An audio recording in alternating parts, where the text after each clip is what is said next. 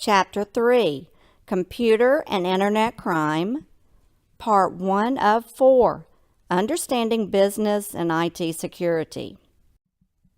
The learning outcomes include list and evaluate trade-offs and ethical issues that are associated with protected data and systems. Explain why there has been such a large increase in the number of security incidents in the last few years. First, let's look at why managers and those who use technology need to understand and be concerned about information and data security. If you look at the cyber threats and incidents that have occurred in the last few years, companies are seeing an increase in malware, phishing attacks, hacking, and spam. At the government level, we've seen attempts by foreign governments to influence the U.S. election systems. We also continue to see increases in cyber espionage, cyber warfare, and cyber terrorism. These issues affect everyone in the organization and within a country. Your data is valuable, and you don't want to inadvertently share or release the data. Bill Gates even noted the importance and relevance of security as computer capabilities increase. He theorized that people will be hesitant to use technology if security problems aren't addressed. I don't necessarily agree with him. We have become so attuned to data breaches and security lapses that they're not that important anymore. If data is released, the company will ensure that your identity isn't stolen and protect you after the fact. Of course, those are only for the incidents that we know occurred, and experts recommend that organizations only find and report about 10% of cyber attacks. Clearly, securing data and information within an organization is relevant to everyone within the organization. Those who understand, protect against, and respond to attacks on their data will be better positioned than those organizations that do not. IT security isn't a money pit, and rarely do organizations offer unlimited spending on information and data security. Rather, C-level executives like the CIO or CISO have to pitch to those who control corporate spending how much should be spent to protect the integrity of the information and data in the organization. Often, a good argument in support of increased spending is the positive impact on sales, customer goodwill, logistics planning, customer data, etc.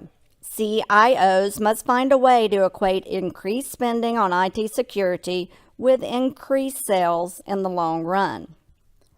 Finally, there must be an action plan that the firm plans to take once a breach occurs. Handling the publicity of a cybercrime requires good communications in addition to technology skills.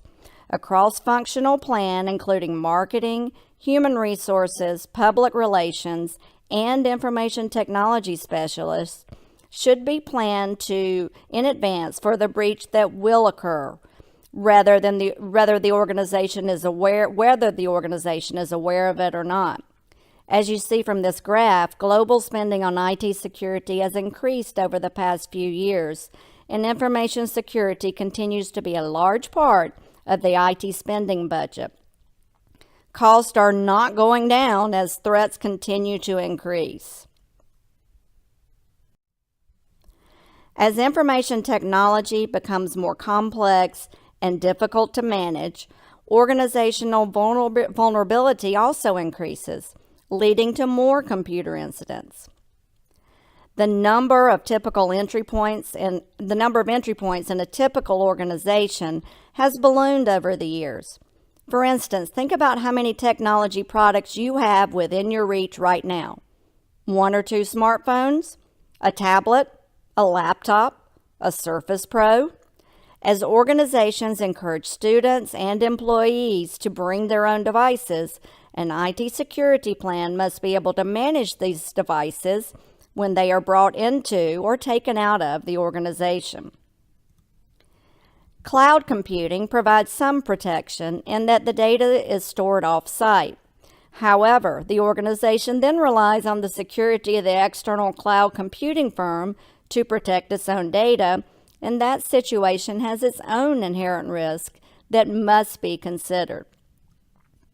With increases in virtualization, a corporation may expose itself to information security risk as well.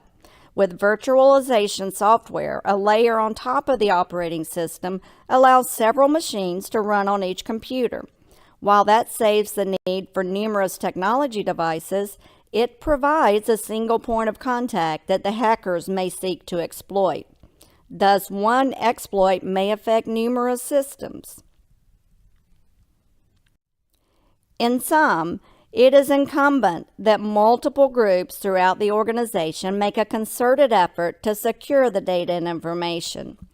To secure the information assets, IT managers and users make ethical decisions and determine which systems and data need the most protection. For instance, that's why companies place more emphasis on protecting credit card data than they do on protecting login information for the organization.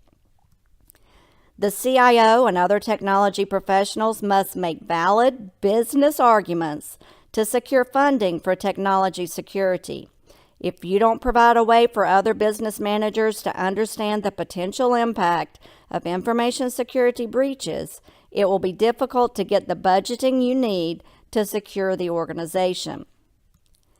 As more people bring their own devices, the IT manager's job becomes more difficult.